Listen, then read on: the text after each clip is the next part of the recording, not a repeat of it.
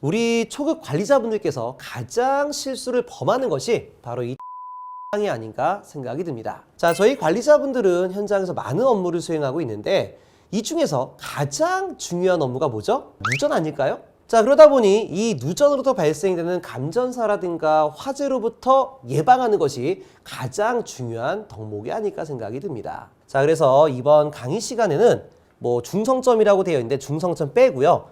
접지 계통에서 발생하는 누설 전류를 분석하고 측정하는 시간을 갖도록 하겠습니다. 자, 그러면 누설 전류 측정 목적부터 보도록 하겠습니다. 첫 번째, 정전이 어려워 절연 저항 측정이 곤란한 장소에 누설 전류계를 사용한다. 우리 초급 관리자분들께서 가장 실수를 범하는 것이 바로 이 첫 번째 사항이 아닌가 생각이 듭니다. 자, 여기 누설 전류계가 있는데요. 이 누설 전류계만 있다면 계통에서 발생되는 모든 누설 전류 측정하고 고장점을 찾을 수 있다라고 잘못 생각하고 있더라고요.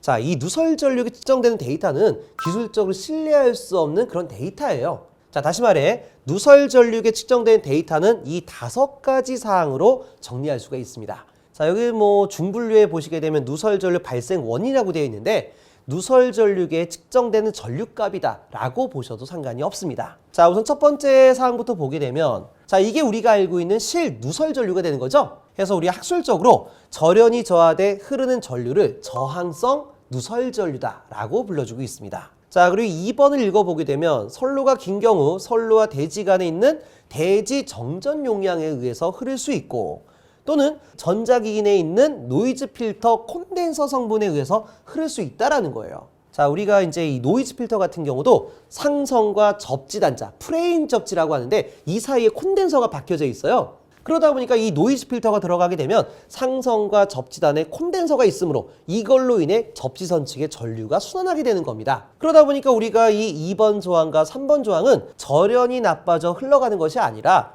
대지간의 정전 용량에 흐르는 상시 충전 전류예요. 그래서 우리가 이 2번과 3번을 용량성 누설 전류라고 해서 허누전이다 라고 불러주고 있습니다. 그러니까 실제 절연이 나빠 흐르는 전류가 아닌 거죠. 자, 그 다음에 네 번째 사항은 중성선 다중접지 계통에 의한 불평형 전류 그리고 유도순환 전류가 있습니다. 자, 이건 패러데이 법칙인데 저희가 3장에서 자세히 안내를 드리도록 할게요. 그리고 5번째 조항은 부하 측에서 중성선과 접지선이 바뀐 경우 자, 이런 경우 많이 있죠. 우리가 분전반을 제작하는데 분전반을 추가 증설하는 거예요. 그러다 보니까 이쪽에 삼상 전용 부하를 많이 쓰다 보니까 뉴트랄을 뺀 RST 어스만 4가닥을 보낸 겁니다. 자, 근데 여기 삼상 부하가 있다 하더라도요, 형광등이라든 콘센트에는 단상 부하, 단상 220을 써야 될 거 아니에요. 그러다 보니까 우리가 새롭게 만든 분전반에는 뉴트라가 안 당겨진 겁니다. N선이 없는 거예요. 그럼 우리가 220을 어떻게 만들어요? 일반적으로는 판넬용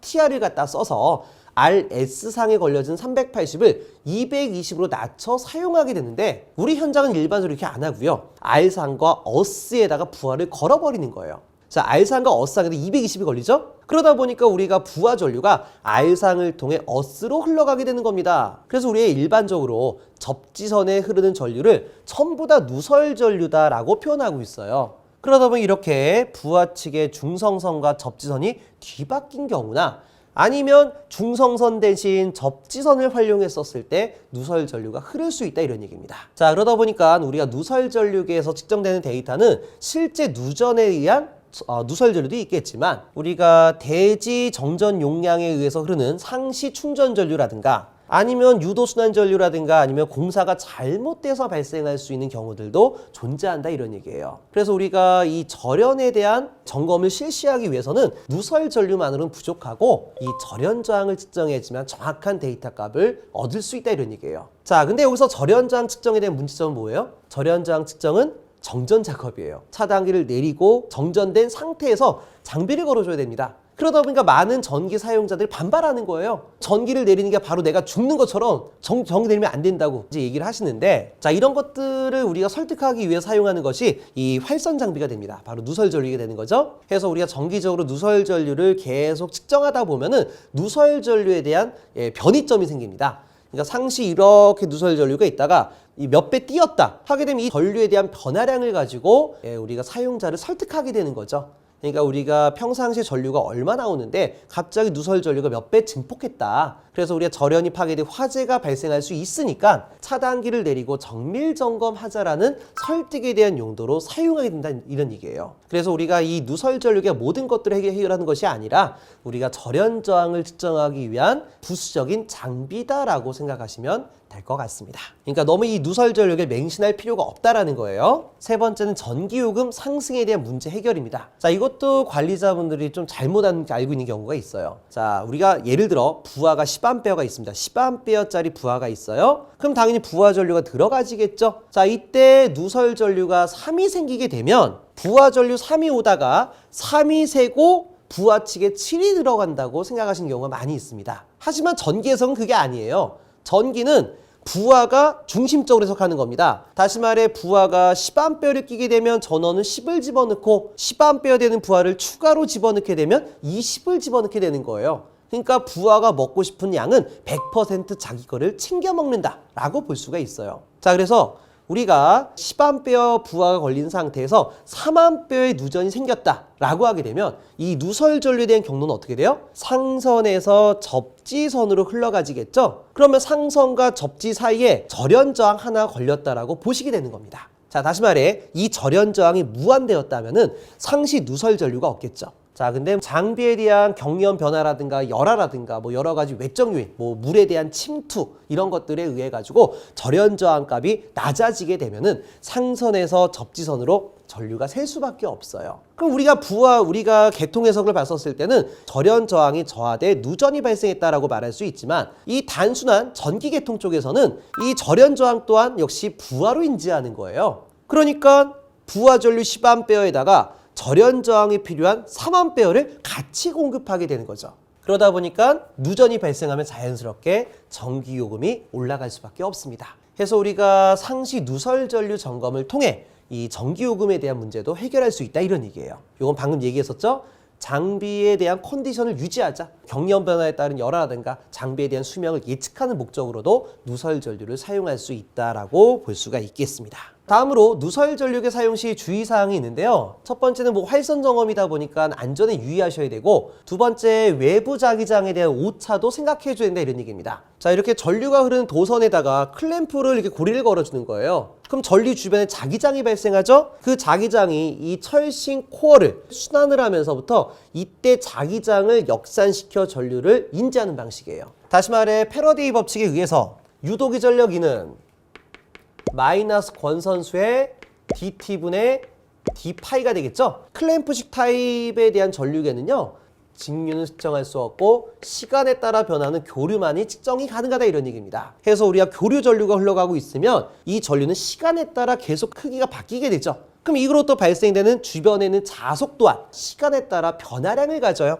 그러면 클램프를 이렇게 걸어주게 되면 어떻게 됩니까? 시간에 따라 변하는 자기장에 의해서 이 코일 주변에 유도기 전력이 만들어지고 이 유도기 전력을 역산시켜 전류로서 표시한다라고 볼 수가 있는 겁니다. 자, 그러다 보니까 우리가 자속 또는 우리가 자기장이라고 표현하고 있죠. 자기장을 검출해 전류를 유도하는 방식이에요. 그러다 보니까 변압기라든가 대전류가 흐르는 간선과 가까운 경우에는 이렇게요. 대전류가 흐르는 전류가 있는데 이쪽에 클램프가 근처에 접근하는 거예요. 그럼 이 대전류에 의한 자기장에 대한 영향을 받아 우리가 실제로 클램프를 걸지 않았음에도 불구하고 전류가 나오는 경우가 있다 이런 얘기입니다. 그래서 변압기 또는 대전류가 흐르는 전선 또는 케이블과는 어느 정도 이격시켜서 측정을 해줘라 이런 얘기입니다. 자, 그 다음에 뭐 전자적 불평형에 의한 오차가 있는데요. 자, 이거 같은 경우는 이제 우리가 뭐 여러 가지 요소를 볼 수도 있어요. 이 한전계통에서 예전에 자율증 공부하실 때 우리가 연가를 실시하는 이유 있죠?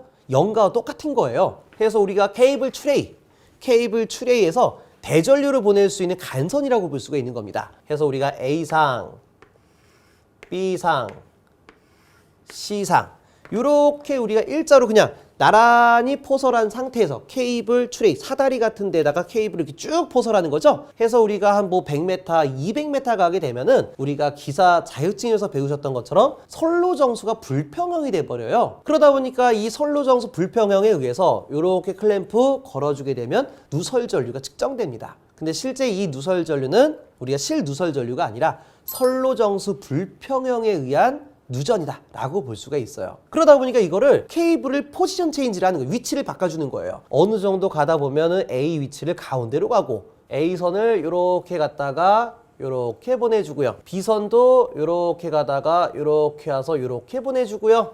C선도 이렇게 가다가 이렇게 위치를 조정하게 되면 누설 전류가 사라지게 되는 경우가 있습니다. 자, 우리 현장 공장에서요. 이렇게 연가를 실시하지 않고 케이블을 쭉 일자로 포설했더니 누설 전류가 12A가 흘러가는 경우가 있었어요. 자, 그래서 우리가 이 연가를 시켰더니만 누설 전류가 한 0.8A까지 잡혀지더라고요. 자, 그래서 선로 정수의 불평형에 의해서 생길 수도 있고요. 또 하나는 클램프를 거실 때 아무래도 이 전선과 클램프 고리는 90도 직각에 대한 각도로 잡아줘야 되고요. 그리고 이때 전선은 항상 기하학적으로 가운데를 관통해야 됩니다. 자, 근데 우리가 이 클램프를 걸다 보면 한쪽으로 이렇게 편중될 수밖에 없겠죠? 그러다 보니까 자기장이 이 코어 주변을 이렇게 동그랗게 도는 것이 아니라 이렇게 비스듬하게 돈다 이런 얘기예요. 그러다 보니까 이러한 전자적 불평형에 의해서 오차가 만들어질 수 있다라고 볼 수가 있습니다. 근데 이런 전자적 불평형도 대전류에 의해서만 만들어지게 되는 거지 뭐 20A 이하인 소전류에서는 이런 불평형에 대한 오차는 많이 발생하지 않는다라고 보시면 돼요. 다시 말해 우리가 분전반, 저압 분전반 측정하실 때는 그냥 걸어도 큰 오차는 발생하지 않는다라고 보시면 될 것 같습니다. 자, 그다음 네 번째 사항은 법적 기준이죠. 우리가 판단 기준 제13조다라고 해주고 있는데, 자, 사용 전압이 저압인 전류에서 정전이 어려운 경우, 아까 말했죠? 전기 사용자가 인정하지 않는다 이런 얘기, 차단기를 내리는 것을. 그래서 그 경우에는 절연 저항 측정이 곤란하기 때문에 저항성 누설 전류계를 활용해 누설 전류계가 1mA 이상이면 이하가 되면 그 전류의 절연 성능은 적합한 것으로 본다. 자, 이 부분은 뭐냐면요. 우리가 저항성 누설 전류계라고 그랬죠? 그러니까 이런 일반 전류계가 아닙니다. 자, 여기 앞에 보이시는 이 전류계는 우리가 큐리츠사 제품인데 한 48만 원 정도 되는 금액의 전류계입니다. 근데 이런 것들은 우리가 앞에서 설명했던 이 5가지 조항의 실 누설 전류, 저항성 누설 전류를 우리가 판단할 수가 없어요. 그렇다면 이 저항성 누설 전류를 판단할 수 있는 장비는 뭐냐? 방금 얘기했던 저항성 누설 전류기가 되는데 이때 장비금이 상당히 고가예요. 가장 저렴한 게 200만 원이더라고요. 그러다 보니까 실질적으로 우리가 저항성 누설 전류 측정에 1mA 이하로 관리하는 건 쉽지가 않은 형태다라고 볼 수가 있습니다. 자, 그렇다면 우리가 이 저항성 누설 전류 1mA라는 조건은 뭐냐면요. 자, 이 1mA가 바로 감지 전류예요. 그래서 1mA 이상이 되면 우리가 인체가 생리학적으로 전류를 느낄 수가 있다 이렇게 볼 수가 있습니다. 자, 다시 말해서 우리가 어떤 금속체 표면을 만졌더니 통증이나 뭐 이런 건 없는데 손을 이렇게 쭉 움직여 봤더니 손이 드르륵 하면서 뭔가 전기가 통한다는 느낌이 온 적이 있으실 거예요. 뭐 아프거나 이런 건 없는데 이게 딱 손을 이렇게 대서 움직여 봤더니 약간 불쾌한 느낌이 난다. 자, 이런 것들이 바로 감지 전류예요. 그때 전류에 대한 영역이 바로 1에서 2mm가 됩니다. 자, 그러다 보니까 우리가 설비를 점검할 때는 최소 규정으로 따졌을 때 생리학적으로 전기를 감지하면 안 되지 않겠냐 해서 1mm 이하로 우리가 무조건 관리를 해줘야 된다라고 볼 수가 있겠습니다.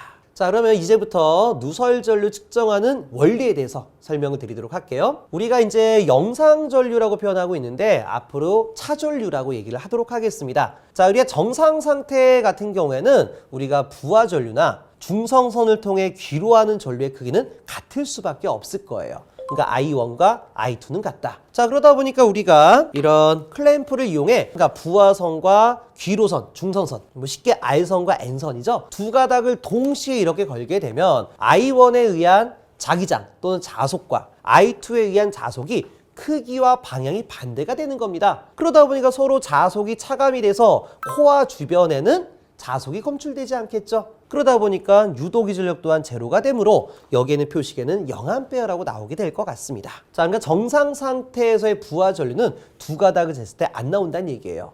하지만 R선을 재든 뉴트럴을 재든 하게 되면 부하 전류 I1 또는 I2가 측정이 되겠죠. 자, 누전이 발생합니다. 자, 누전이 발생하게 되면 아까도 얘기했었죠. 부하가 10A가 필요하고 누전이 3이 생기게 되면 전원 측은 부하 전류 플러스 누설 전류를 같이 집어넣는다라고 얘기했어요. 해서 13A가 오다가 3이 새고요. 그 다음에 1이 돌아가는 겁니다. 자, 우리가 항상 전류가 흐른다는 얘기는 폐회로가 되는 겁니다. 그래서 이 누설전류는 어디로 흘러가느냐? 뒤쪽 가서 자세하게 설명하지만 변압기 예전에 이종접지선이라고 그랬죠? 그래서 변압기 중성선 접지 측으로 이렇게 돌아가는 형태를 가지고 있다라고 볼 수가 있겠습니다. 자, 그러다 보니까 우리가 이 전원 측에다가 두 가닥을 딱 걸어주게 되면요, 우리가 부하 측에는 부하전류와 누설전류가 또는 지락전류가 포함되어 흐르고요, 귀로하는 중성선에는 부하전류만 나오는 겁니다. 그러다 보니까 부하전류에 대한 자속은 서로 상쇄가 되고, 여기에는 고장전류, 다시 말해 누설전류 또는 지락전류 성분만이 검출된다라고 볼 수가 있겠습니다.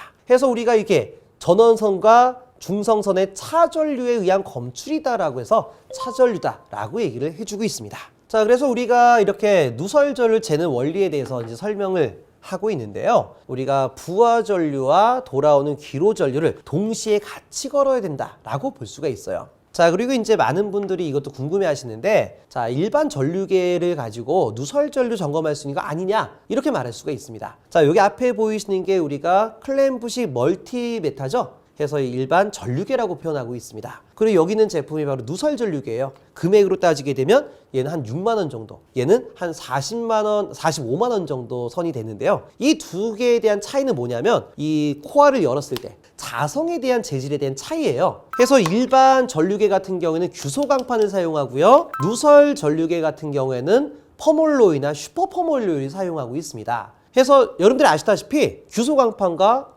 펌홀로이 또는 슈퍼펌홀로이는 비투자율이 다르죠? 자, 여기서 비투자율이라는 거는 우리가 얼마만큼 전류에 의한 자속 파일을 잘 땡길 수 있을 것이냐, 이런 비율로 판단하시면 돼요. 그래서 우리가 공기에 대한 비투자율을 1로 했었을 때, 정확한 데이터는 기억 안 나니까 제가 뭐 개략적인 얘기를 하도록 할게요. 뭐 인터넷만 뭐 조금만 검색해 보시면 비투자율 크기 다 아실 수가 있죠? 규소강판이 가지고 있는 비투자율이 2000이라고 치게 되면요, 공기보다 2000배만큼 자기장을 잘 땡기는 거예요. 근데 여기 나와 있는 펌홀로이나 슈퍼펌홀로이는 10,000에서 2만 정도가 된다라고 합니다. 그러다 보니까 여기에는 규소강판보다 5배 정도에 대한 자기장을 땡길 수 있는 능력을 가지고 있습니다. 그러다 보니까 소전류에 대한 자기장을 검출하려면 이것으로는 부족하고요, 이 제품을 사용해야 된다라고 볼 수가 있어요.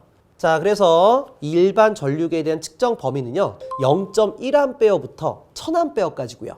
그리고요, 이런 누설 전류계가 측정할 수 있는 범위는 0.01mA부터 300A까지가 됩니다. 물론 제품들마다 조금씩 스펙은 차이가 나겠지만 일반적으로 이렇게 비슷하게 나가더라고요. 그래서 우리가 누설 전류와 같은 미리암페어를 측정하려면 반드시 이 제품을 구매하셔야 된다고 볼 수가 있습니다. 자, 그렇다면 우리가 많은 초급 관리자분들이 미리암페어면 너무 작은 거 아니냐, 뭐 0.1A부터 측정해야지 뭐 전류지, 이렇게 말하신 분이 계시는데, 실제 사람은 우리가 한 15mm 정도가 되면, 한 12에서 15mm 정도가 되면 전선에 눌러붙어 버려요. 그러니까 손을 떼고 싶어도 못 떼는 육체 이탈 불능 전류라고 하죠. 그래서 한 15mA만 되도록 눌러붙어 버리고 30mA가 되게 되면 심실세동에 의해 사람이 죽을 수가 있어요. 자, 그러다 보니까 누전에 대한 보호는 미리암페어로 우리가 관리를 하셔야 됩니다. 그래서 우리가 주변에 자기장이 돌면은 이 코일에서 패러데이 전자 유도 법칙에 의해 전압을 형성시키고, 이때 만들어진 전류가 너무나 작기 때문에요, 우리가 분류 저항을 갖다 껴 전류를 증폭시켜 여기다 표시를 해준다, 이렇게 보실 수가 있는 거죠.